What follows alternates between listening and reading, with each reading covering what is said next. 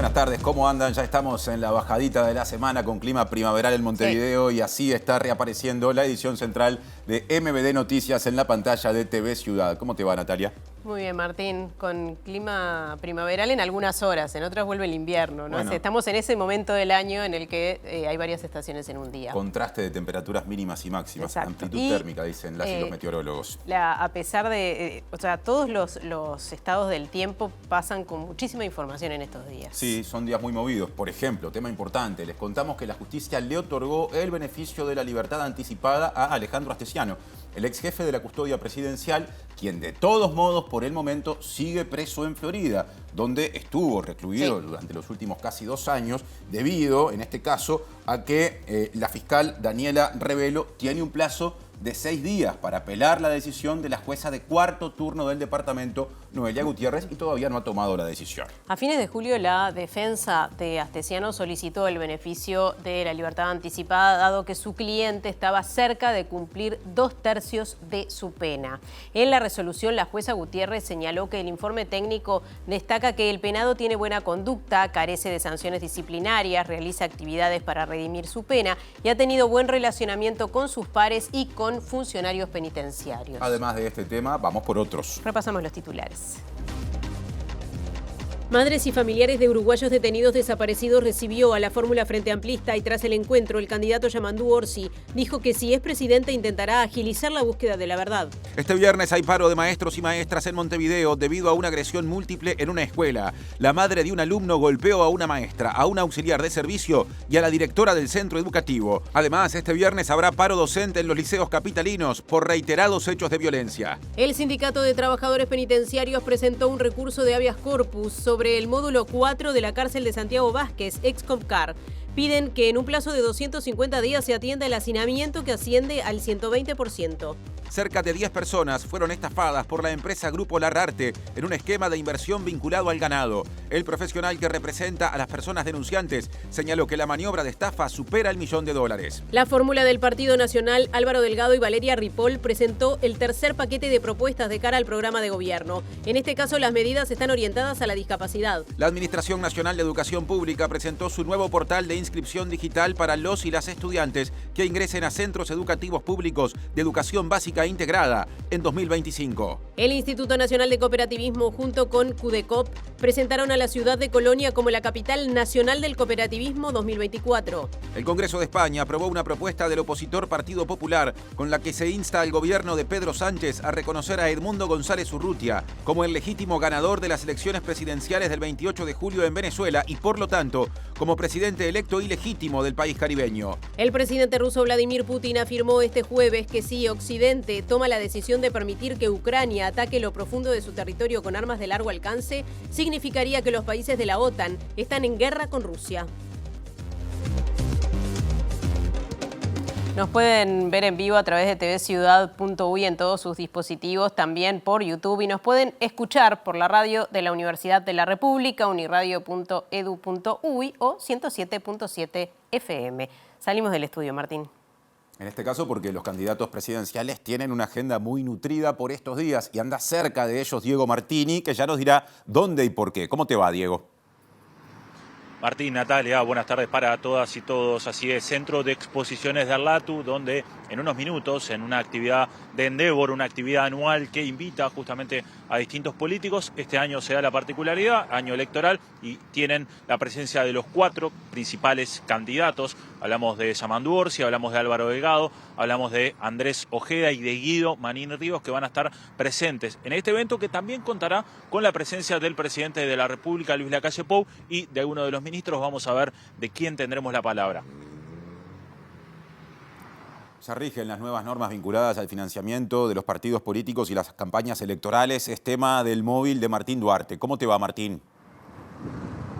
Martín, Natalia, buenas tardes para ustedes. Relativizar esto de la primavera porque está bastante fresquito a esta hora de la tarde y contarles que hoy vencía el plazo justamente para los canales de televisión que brindaran el detalle de los costos de la pauta publicitaria justamente para los partidos políticos, campaña publicitaria que formalmente comenzará el próximo 27 de septiembre. En algunos minutos estaremos conversando con uno de los directores de la URSEC para ver cómo van a ser los controles y si todos los canales hicieron efectivo esta información en la jornada de hoy. También hay un diccionario que habla de la política uruguaya, aunque lo que dice no sé si le gusta a la dirigencia. ¿Cómo te va? Julieta Núñez Tomás, bienvenida. ¿Cómo estás, Martín? Muy buenas tardes. No sé si le gusta la dirigencia, pero yo ya lo estuve leyendo y a mí me gustó bastante. Este diccionario de la política uruguaya es un libro que se va a presentar hoy, 8:30, aquí en el Café La Diaria, en Bacacay y Buenos Aires. El editor de este libro, que tiene ilustraciones y definiciones muy interesantes y también divertidas sobre políticos y políticas uruguayas, es Marcos Morón, y vamos a estar en unos minutos nada más hablando con él desde aquí, desde donde se va a realizar la presentación. Otro adelanto: desde el colectivo de personas con discapacidad Pertenecemos cuestionan que en este momento se hagan propuestas a propósito de sus problemáticas, hora después de que la fórmula del Partido Nacional presentara una serie de medidas a aplicar en caso de ganar las elecciones. Obviamente estamos pensando en darle a esta Secretaría de Capacidad, además de los presupuestos, que los organismos tienen en la materia, un presupuesto de cerca de 20 millones de dólares que está previsto en nuestro programa de gobierno en la parte económica. Nosotros estamos trabajando hace mucho tiempo buscando soluciones sobre este tema, incluso se le trató de contactar, pero me parece que hacerlo ahora, justo en este momento, es hacer política por la discapacidad. Empezamos ahora a desarrollar la información, a profundizar, y retomamos el asunto de portada porque la justicia le concedió el beneficio de la libertad anticipada al ex jefe de la custodia presidencial, Alejandro Astesiano, tras 2 años prácticamente, casi 2 años de pena de penitenciaría en Florida. Si bien el fallo de la jueza establece que Astesiano tuvo buena conducta y que hay muy baja probabilidad de reincidencia, el ex custodio todavía no está en libertad porque la Fiscalía tiene 6 días para apelar esta decisión.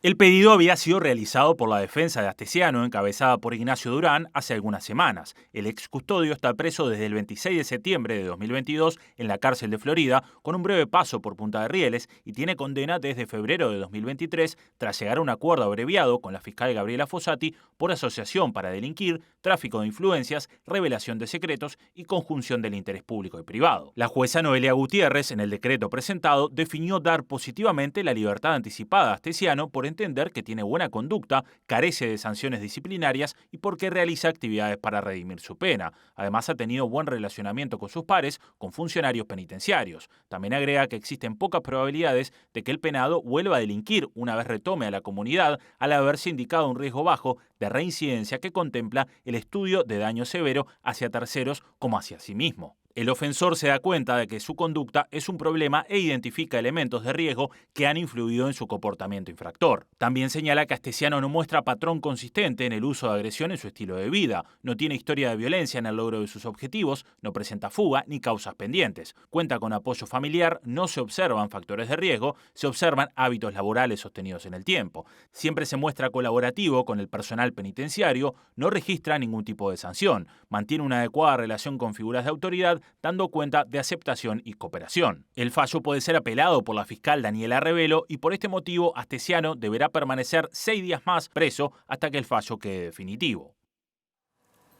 Bien, otro asunto. Madres y familiares de uruguayos detenidos desaparecidos recibió a la fórmula Frente Amplista, y tras el encuentro el candidato Yamandú Orsi dijo que si es presidente intentará agilizar la búsqueda de la verdad. La candidata a la vicepresidencia de la República por el Frente Amplio, Carolina Cose, no descartó buscar archivos en dependencias militares ni tampoco aplicar mecanismos como la protección de testigos, incluyendo a militares retirados en caso de que sean convocados para que aporten información. Hablamos mucho sobre la búsqueda de la verdad, esto que decía Yamandú ahora, un llamado a retirados, si tienen información, a darla con todas las garantías del caso. Ya hay antecedentes al respecto. Familiares denuncian que hay información que está en los propios archivos del ejército. Creo que con Yamandú compartimos que, estamos hablando de gobernar con honestidad. La verdad es un componente fundamental de la honestidad. Con toda la protección de testigos que haga falta y con todas las garantías que el Estado debe perfeccionar seguramente los procedimientos para dar más garantías. De una vez por todas se encuentren los mecanismos para que quienes tienen información digan y nos aporten datos de dónde están los familiares. Familiares han reclamado que lo que ha faltado en los distintos gobiernos es una orden del presidente a las Fuerzas Armadas pidiéndole justamente que den toda la información que tengan. ¿Es por ahí? Esa es la posición de ellos. Claro, esa es una de las... Sí, a ver, lo que yo considero que sea cual sea el mecanismo, hay que llegar a ese punto. El tema central es que se aporte información. El mecanismo por el cual se llega a eso lo tenemos que examinar cuando nos toque estar ahí. ¿Usted está dispuesto a dar esa orden como presidente? Lo analizaremos, a ver de qué se trata y dónde dar esas órdenes. Ignacio de Randonea, integrante de Madres y Familiares, dijo que la organización también le cursó invitaciones para reunirse a las fórmulas presidenciales del Partido Nacional y del Partido Colorado y que aún están esperando una respuesta. Y aclara que no se invitó especialmente a la fórmula de Cabildo Abierto y dijo que el senador y candidato presidencial Guido Manini Ríos, en caso de haber querido brindar información, ya lo hubiera hecho. Hace más de 50 años que hay familiares nuestros que están desaparecidos y que es hora de que, se le exija a las Fuerzas Armadas la verdad. Los mandos militares tienen información que la mantienen oculta. Por lo tanto, debe darse la orden de toda la verdad. Desde familiares cursaron invitación al Partido Nacional, Partido Colorado, Partido Independiente y Frente Amplio. Con estos dos últimos ya concretaron los encuentros. Estamos esperando la respuesta del Partido Nacional y del Partido Colorado porque también queremos entrevistarnos con él. Cabildo Abierto, ¿por qué no se lo convocó? Porque nos planteamos que solicitamos entrevistas para avanzar.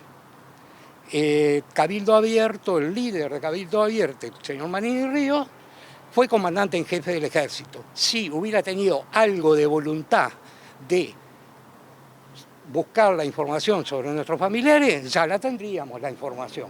Y si no tuvo voluntad cuando fue comandante en jefe, perder el tiempo no estamos para eso. Cambiamos de asunto y entramos en el diario de campaña. La dirigente nacionalista Laura Raffo se incorporó al sector Alianza País, que lidera el senador Javier García y está conformado por Espacio 40, Alianza Nacional y Mejor País, entre otras agrupaciones. En la lista, entonces, de Alianza País, Raffo será la segunda suplente al Senado del presidente Luis Lacalle Pou, ya que el primer suplente será Javier García. Como Lacalle Pou encabezará varias listas al Senado del Partido Nacional y en caso de asumir, posiblemente lo haga por su propio sector, la dirigente podría ser primera suplente de García en la Cámara Alta en caso de que Alianza País obtenga al menos una banca. La ex precandidata presidencial llegó al acuerdo tras negociar con García y con el senador suplente Sebastián da Silva. Ambos intentaron incorporarla desde que días atrás se supo que Raffo se desvinculó del herrerismo por considerar que dicha agrupación incumplió un acuerdo para cederle la primera suplencia de la primera línea al Senado en su respectiva lista. Y seguimos en el Partido Nacional porque desde allí se propone que en el próximo periodo de gobierno se cree una Secretaría de la Discapacidad dependiente de la presidencia y que además se destinen 20 millones de dólares a esas políticas. Y durante la presentación de estas propuestas programáticas, el candidato presidencial Álvaro Delgado dijo o reconoció lo hecho en la materia, ¿no?, sobre discapacidad por el actual gobierno, pero también aseguró que falta mucho para que haya una completa inclusión. No es común que en un programa de gobierno haya un capítulo tan detallado vinculado a la discapacidad. Obviamente tiene que ver con una sensibilidad este candidato, pero por sobre todas las cosas, la candidata vice con esta nueva mirada, el equipo que hoy está acá, tenemos a Nadia Di, coordinadora del equipo de discapacidad, presidenta de la Fundación Jazmín, tenemos a Karen Sass, directora de discapacidad del MIDES, tenemos a Beatriz Argimón, vicepresidenta de la República, que le ha dedicado su vida a 2 o 3 temas de alto impacto social y de mucha sensibilidad social. Uno es los niños y niñas, y particularmente, además de la infancia, las personas con discapacidad. Entonces, nosotros queremos jerarquizar la atención de este tema. Y estamos proponiendo crear una Secretaría de Discapacidad en la Presidencia de la República para que sea el órgano de coordinación y rector de las políticas públicas de discapacidad. Obviamente estamos pensando en darle a esta Secretaría de Discapacidad, además de los presupuestos, que los organismos tienen en la materia, un presupuesto de cerca de 20 millones de dólares que está previsto en nuestro programa de gobierno en la parte económica, hablado con Diego Labat y con Agustín Iturralde,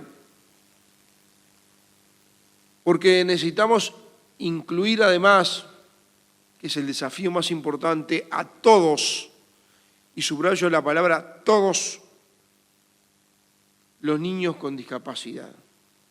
Particularmente en el sistema educativo,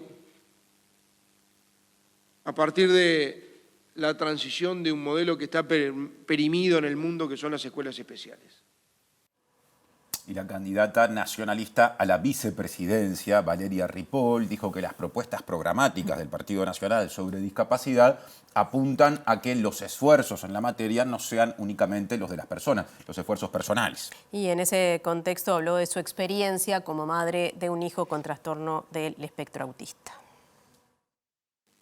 Que lo que me trajo a la política partidaria, que es la lucha porque las personas con discapacidad puedan tener una mejor vida, porque se resume en eso, que puedan tener una mejor vida o que puedan tener la vida lo más parecida a la que la tenemos al resto.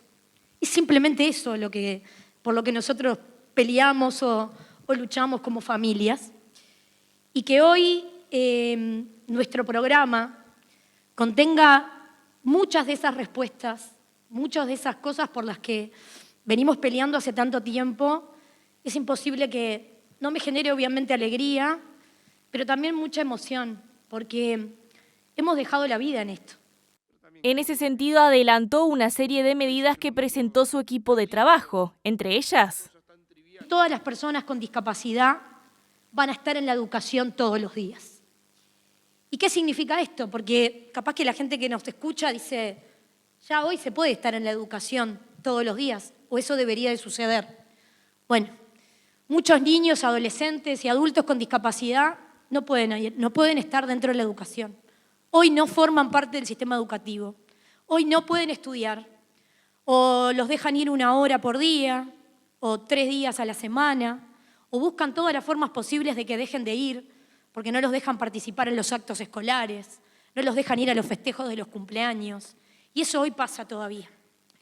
Entonces, el hecho de generar una política clara en la que la inclusión no sea una decisión de alguien, que no sea la decisión de un director, de un docente, de la burocracia, sino que la educación sea un derecho igual para todos, es lo que estamos proponiendo. Y sobre esta propuesta se pronunció el colectivo por los derechos de niños, niñas y adolescentes con autismo Pertenecemos. Claro, que por un lado, ¿no?, desde ese colectivo lo que se dijo es que estas propuestas nacionalistas van en la línea de muchos de sus reclamos, pero por el otro también se dijo que son una forma de hacer política electoral. Nosotros estamos trabajando hace mucho tiempo buscando soluciones sobre este tema. Incluso se le trató de contactar a ella y ella dijo que no iba a hacer política sobre este tema. La figura del facilitador se llevó a cabo ahora, un mes antes de las elecciones, cuando tendría que haberse implementado el año pasado. Con esto no quiero decir que esté de acuerdo con la figura del facilitador, creo que planteamos las diferencias que tenemos sobre esta figura, pero me parece que hacerlo ahora, justo en este momento, es hacer política con la discapacidad. A nosotros lo que nos preocupa realmente es que realmente se haga una inclusión en la escuela, que esto no siga pasando, ya sea porque haya sido una propuesta ahora o porque nos están escuchando a nosotros, que somos los que estamos trabajando en este momento sobre este tema. Hablo de nosotros, que es nuestro colectivo, que se llama Pertenecemos, que estamos trabajando desde junio sin parar, buscando soluciones. Las propuestas y soluciones justamente que están buscando, ¿te parece que van en el mismo sentido de lo que planteó hoy el Partido Nacional? Yo creo que sí. Incluso se repitieron las mismas palabras que nosotros estamos diciendo y luchando desde hace meses. Atención, cambiando de tema, les contamos que este viernes habrá paros docentes en primaria y secundaria en Montevideo debido a hechos de violencia suscitados en centros de estudio en las últimas horas. En la escuela 55, la madre de un estudiante golpeó a una maestra, a un auxiliar de servicio y a la directora en un conflicto que terminó con la intervención de la policía. Según publicó La Diaria, la llegada justamente de la policía tensó más la situación, ya que se habría amenazado por parte del personal policial a la maestra con ser denunciada en caso de que no formalice la denuncia por la agresión que recibió. El Sindicato de Magisterio de Montevideo realizará mañana una asamblea para coordinar los pasos a seguir. Ahora pasamos a secundaria, porque el sindicato docente a ese nivel, también de Montevideo, también realizará un paro el viernes por reiterados hechos de violencia en liceos, textuales palabras, y en particular por una agresión a un docente del Liceo 39. Desde el sindicato entienden que las autoridades fueron omisas al no concurrir al centro educativo y reclamaron que se aplique el protocolo acordado ante situaciones de violencia. Y ahora información importante para los cursos del año 2025, sí, porque ya el año entra en la etapa final y justamente empieza la planificación. Y en ese sentido, la Administración Nacional de Educación Pública presentó un nuevo portal de inscripción web para estudiantes que ingresen a centros educativos públicos de la denominada Educación Básica Integrada, lo que abarca desde educación inicial hasta 9º grado. Esto es lo que antes definíamos como tercero de liceo o de UTU. Para el próximo año lectivo, las inscripciones serán solamente de forma digital con el objetivo de facilitar el procedimiento y evitar aquellas largas colas en escuelas, liceos y locales de UTU. Al ingresar al portal hay distintas opciones para los diferentes periodos de inscripción de acuerdo al año que se va a cursar. Y se encuentra un formulario para la inscripción web. El 25 de septiembre comienza el primer periodo de inscripción para quienes egresan de primaria e inician su primer año en educación media. El objetivo de esta herramienta es justamente facilitarle a las familias la gestión de la inscripción, no tener que ir al centro educativo a realizar la inscripción allí y por lo tanto eliminar las colas, que era uno de los problemas que las familias planteaban, no solamente por lo que implicaba hacer la cola, sino además por el tiempo que insumía, sin perjuicio de que sobre todo para inicial sabemos de la importancia de conocer el centro educativo antes de realizar la inscripción, así que van a haber una semana entera de escuelas a puertas abiertas para que las familias que tengan que inscribir a sus hijos en 3, 4 y 5 y en primer año puedan concurrir a los centros, conocerlos, visitarlos, los centros de su zona y a partir de allí poder elegir cuando vayan a hacer la inscripción. ¿Por la vía digital cuánto tiempo lleva el proceso? El proceso es muy corto, una vez que se inicia es un formulario, en el caso de inicial y primaria es un formulario, pide algunos datos personales que tiene que ver con el domicilio y un domicilio laboral, se puede elegir 2 domicilios para poder a partir de allí ver cuáles son los centros que están cercanos. Hay una posibilidad de elegir hasta 5 centros en orden de prioridad. 3 de esos 5 pueden ser tiempo completo o tiempo extendido, 2 de ellos tienen que ser de tiempo común. Quienes realicen el trámite recibirán un código para rastrear la inscripción y la fecha en la que recibirán la información sobre el centro de estudio al que concurrirán. Cáceres dijo que habrá una etapa para la solicitud de cambio de centro y se van a generar vías presenciales para situaciones particulares.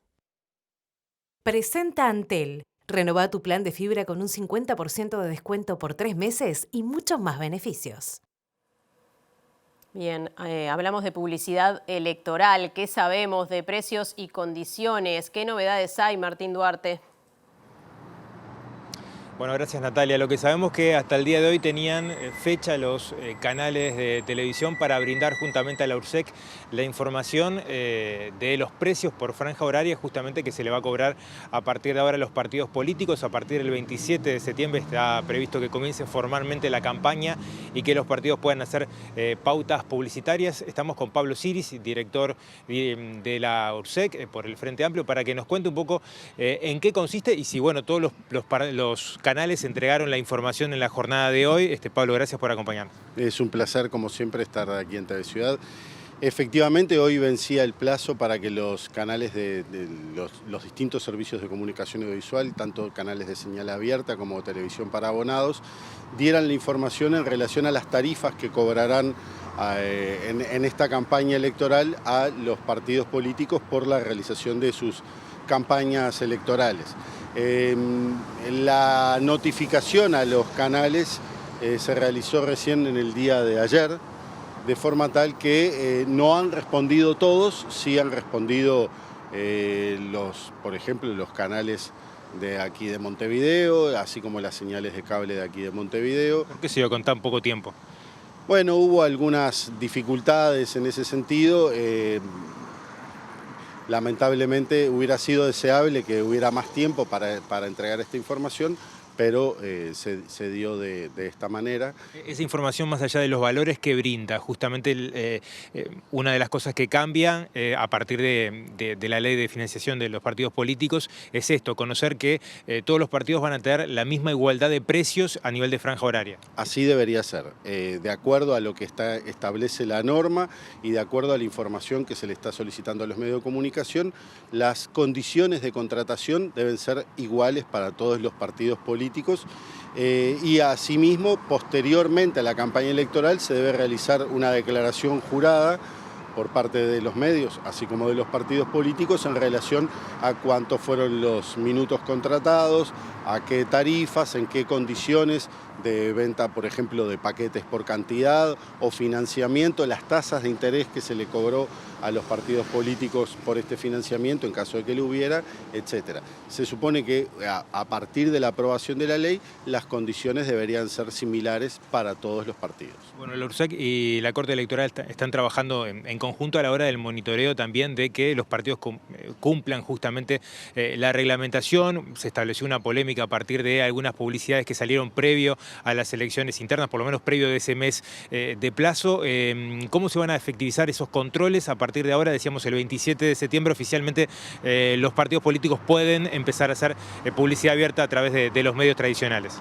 Bueno, precisamente una de las medidas que se tomó es la realización de esta declaración jurada ex post, o sea, posteriormente a la campaña electoral, los partidos deberán realizar la declaración y los medios en relación a cuáles fueron las pautas contratadas, a qué tarifas, etc.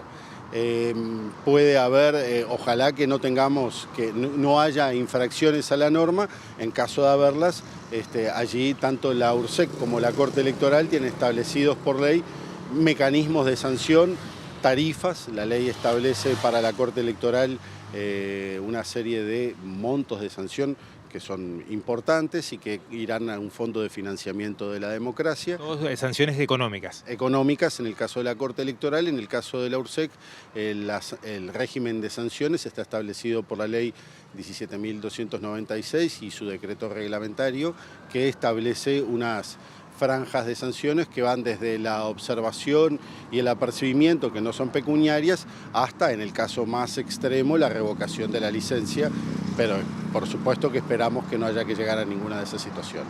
Bien, por último, los canales o medios que no presentaron información, hoy vencía el plazo, ¿tienen algún tipo de sanción? ¿Hay una apertura de tiempo? Es una interesante pregunta, no tengo una respuesta en este momento porque ciertamente el plazo que se otorgó fue realmente exiguo. Yo creo que al directorio de la URSEC le corresponderá, en este caso, buscar los mecanismos para tener esa información lo antes posible.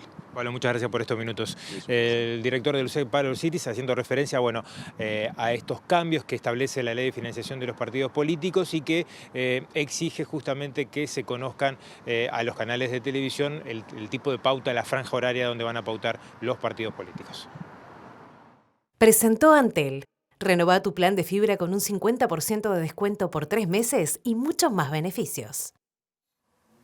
Bien, agradecemos a Martín y equipo. Vamos a cambiar de información. Según una denuncia presentada por el abogado Juan Pablo Decia, alrededor de 10 personas fueron estafadas por la empresa Grupo Larrarte a través de un esquema de inversión vinculado al ganado. Y este abogado que representa a las personas denunciantes dijo que se trata esta maniobra de una estafa que supera el $1.000.000. El servicio que esta empresa prestaba consistía en que inversores colocaban dinero en administración que se traducía en ganado.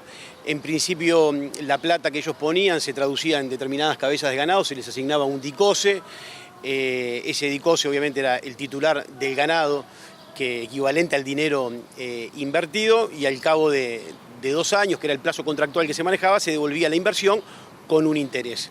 El primer año eran intereses semestrales, se pagó el interés, el segundo año ya dejó de abonarse el interés y al momento del vencimiento de los contratos y la intimación del reintegro de la suma invertida, dejaron de dar respuestas, no contestaron llamadas, mails y bueno, con evasivas, y terminamos en lo que ustedes ya conocen, en una acción civil y en una denuncia penal que en principio se hizo por abigeato y apropiación indebida, y después cuando el Ministerio de Ganadería nos informa que no hay ganado para esos dicoses, nos dimos cuenta que estábamos frente a una estafa lisa y llana, y bueno, y eso fue lo que se amplió ayer en Fiscalía y hoy ya se está actuando a ese nivel.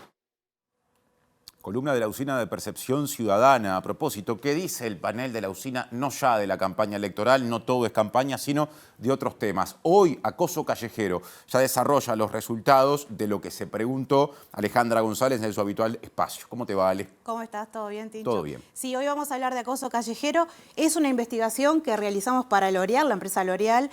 Y en primer lugar, para enmarcar de qué hablamos cuando hablamos de acoso callejero, especificar que estamos hablando de actos que tienen una naturaleza o una connotación sexual que se da en espacios públicos y que, por supuesto, la persona agredida no da su consentimiento, claro, ¿no? Y además esto viene aparejado de generar malestar, intimidación, degradación y humillación a la persona que lo padece. Muchas veces traumas, ¿no? Según la situación que se genera. Exactamente. Y si bien no está en este gráfico, pero cabe destacar que en Uruguay 6 de cada 10 personas han sido víctimas de acoso callejero. Esto en hombres y mujeres. Cuando hacemos el desglose por sexo, vemos que las mujeres son quienes más han padecido acoso callejero, en un 8 de cada 10 mujeres, y en el caso de los varones, 4 de cada 10. Estamos hablando de cifras bien significativas que, sin lugar a dudas, son mayormente las mujeres las víctimas, pero los varones también son víctimas de acoso. Una de las tantas preguntas que hicimos a este panel de 500 personas fue justamente si había sufrido alguna de estas situaciones que están listadas a la izquierda, sí, todas situaciones que revisten acoso, y que lo que tenemos acá en primer lugar que casi, hay un 39%, o sea, casi 4 de cada 10 personas dicen que han sido objeto de silbidos o de comentarios inapropiados, ruidos de animales, chasquidos de labio, como primera opción de aquella situación de acoso a la que han estado expuestas. En segundo lugar, miradas fijas, obscenas, gestos inapropiados o no deseados. Y en tercer lugar, alguien siguiéndolos, ¿no? Esto en general, la generalidad de las personas, independientemente del sexo de las personas. Después el listado continúa con otras situaciones que también representan acoso callejero. ¿Y en qué lugares ocurren estas situaciones? Bien, eso también quisimos indagarlo, la próxima placa lo vemos. En primer lugar, calles y veredas es aquel lugar más mencionado, tanto por varones y mujeres. Las líneas violetas representan a las mujeres, y las naranjas a los varones. Vemos que casi 9 de cada 10 mujeres han sufrido acoso callejero en calles y veredas, y los varones, si bien en un menor porcentaje, también en un porcentaje bien significativo, sí, es el 74%. Cuando vemos otros espacios, el transporte público ocupa el segundo lugar para las mujeres, o sea, de los lugares donde han sufrido acoso callejero, mientras que el segundo lugar para los varones son lugares de concurrencia masiva como gimnasios, recitales, ¿bien? Eso como para destacar algunos lugares que se diferencian entre ambos, pero sin lugar a duda, calles y veredas es el más mencionado tanto por varones como por mujeres. ¿Y a qué edades se padecen o se empiezan a padecer estas situaciones? Bien, bueno, eso es un tema que está en la próxima placa, que seguramente es lo que más alarma representa.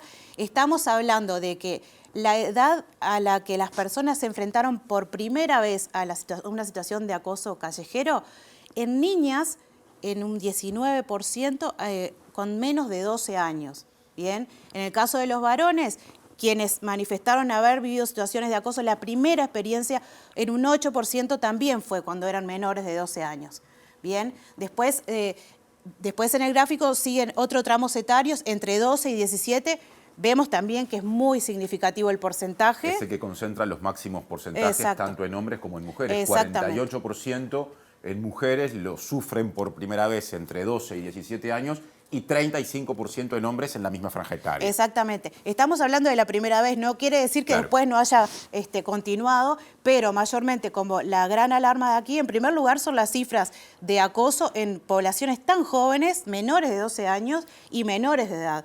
Con la mayoría de edad también vemos que se dan situaciones de acoso, más cercanos entre ambos sexos, un 27% en mujeres y un 25% en varones, pero claramente estamos hablando que las mayores situaciones en porcentaje se dan con personas menores de edad, que de pronto esa es una alarma como para considerar. Claramente, claramente. Para cerrar, Alejandra, lo decías al comienzo, estas situaciones repercuten en las víctimas, generan seguramente distintas reacciones, estrategias a veces de sobrevivencia o para adaptarse.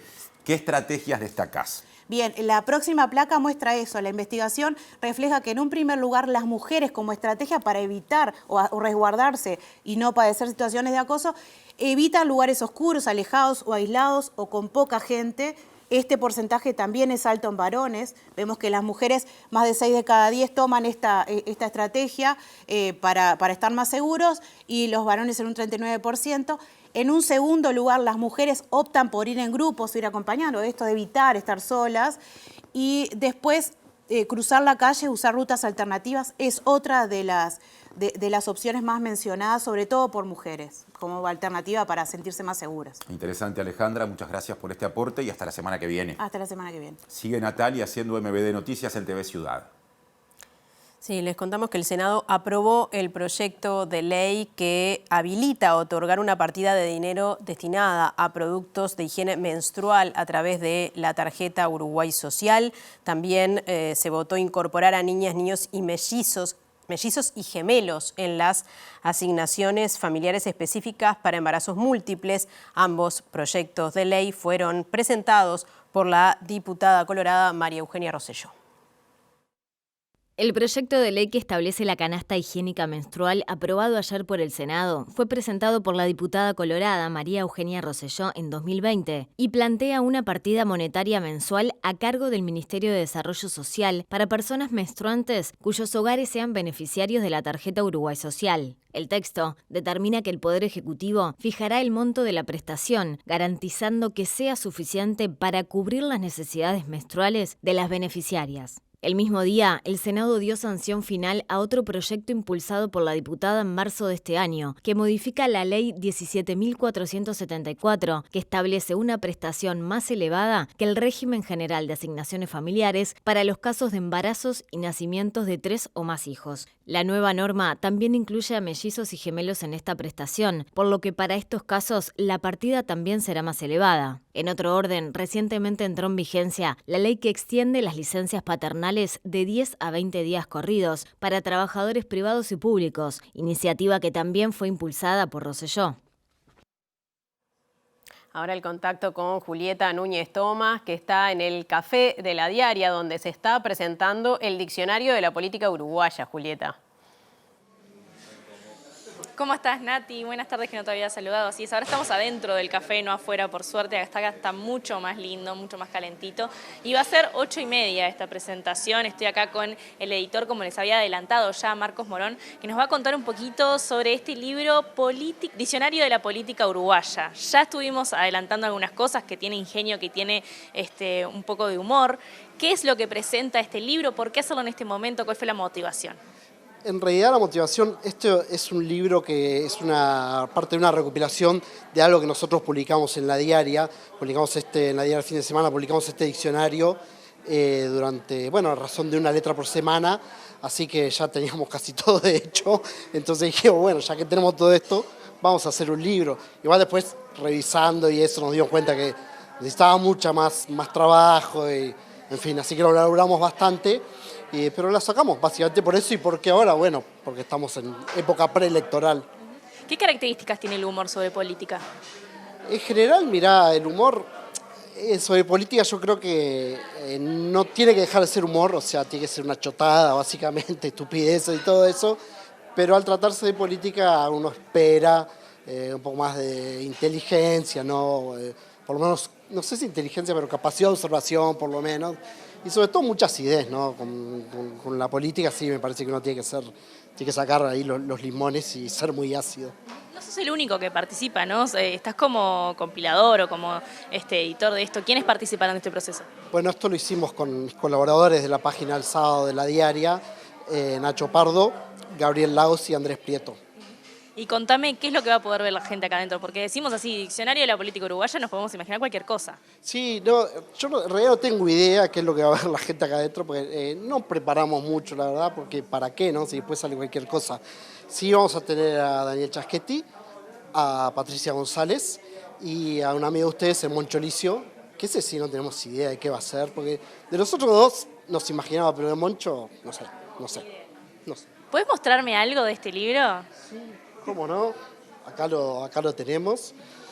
Y una definición así agarrada al azar, con la L, ¿está bien? Me dijo que me tenía que preparar porque me podía dar un poco de, ¿no? Me ibas a sorprender con esta definición, no es tan al azar. L, la letra chica. Programa emitido por TV Ciudad dirigido al público izquierdista y universitario de la ciudad de Montevideo, al sur de Avenida Italia. Surgió para sustituir el informativo universitario que emitía ese mismo canal.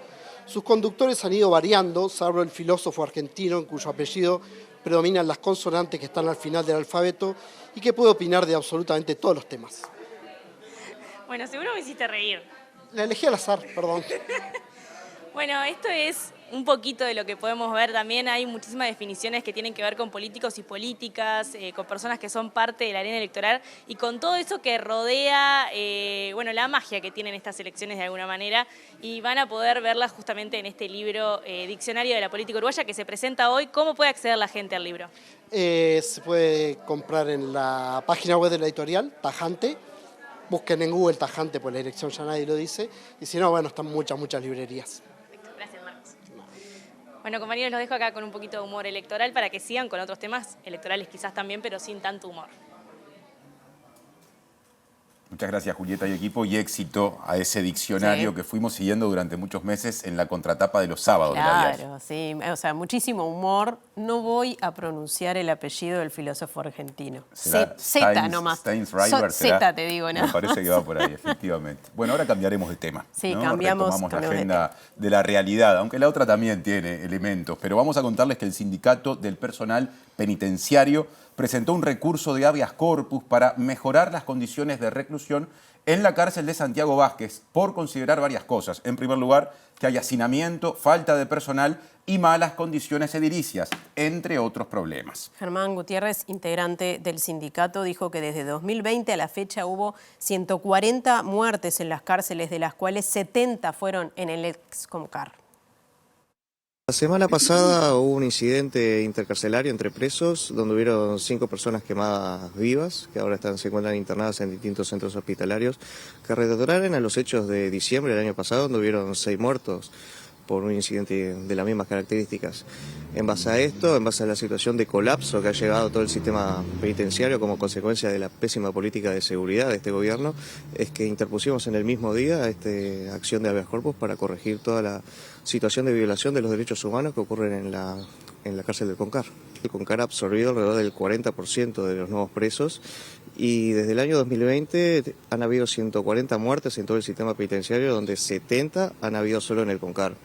Es la unidad por lejos la más violenta y en febrero de este año hubo un recurso también de las mismas características interpretado por el comisionado parlamentario, donde se le obligó al Estado a mejorar las condiciones de alimento porque el Estado ya no estaba pudiendo cumplir con las garantías de alimentar a la población reclusa, culpa de que no se han incrementado los presupuestos acorde a la evolución de la población privada de libertad. El presidente de la República y los principales candidatos a la presidencia están en el LATU, donde también se encuentra Diego Martini. ¿Qué está pasando por ahí? Así es, compañeros, acaba de llegar el presidente de la República y lo vemos en imágenes, está reunido con los principales empresarios del país, con autoridades de Endeavor, quienes organizan esta gala donde se reúnen diversos empresarios, más de 700 empresarios de todo el país. Lo vemos ahí el presidente después del acto protocolar de sacarse foto. Van a estar también, como les decía, Diego Manini Ríos, Yamandu Orsi, Álvaro Delgado y Andrés Ojeda, quienes no han llegado todavía. También está presente el secretario de Presidencia Rodrigo Ferrés, la prosecretaria Mariana Cabrera y por el momento está el canciller Paganini. También vino el ministro del Interior Nicolás Martinelli y se espera que venga el intendente de Canelones, Metediera. Esas son las autoridades que por el momento han venido. No va a hablar el presidente, no va a hacer declaraciones, así que por el momento nos quedamos con esta imagen de él en esta gala empresarial. Presenta Mercado Agrícola de Montevideo, en el corazón de un barrio donde late la ciudad. Mercado de Historias. Mercado de Historia.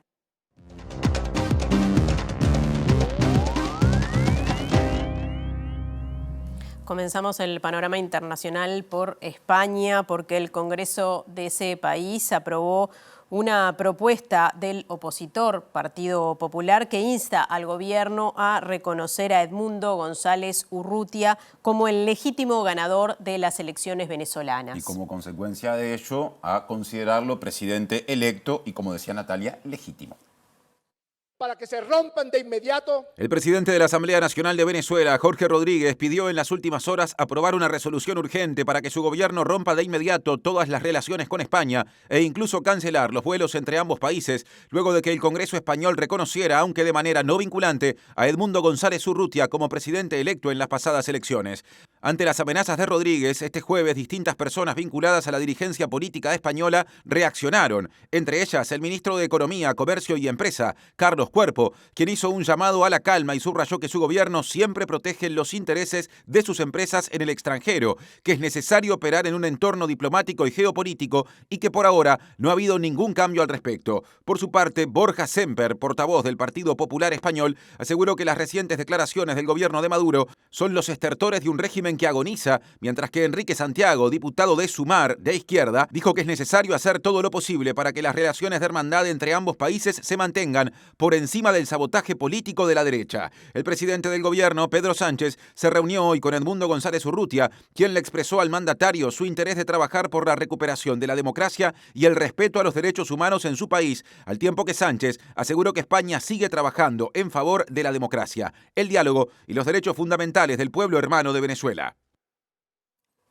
Ahora otro escenario. El presidente de Rusia, Vladimir Putin, lanzó en las últimas horas una advertencia a los países de la OTAN. Afirmó que si Occidente toma la decisión de permitir que Ucrania ataque territorio ruso con armas de largo alcance, su país interpretaría que los estados de la OTAN están en guerra con Rusia.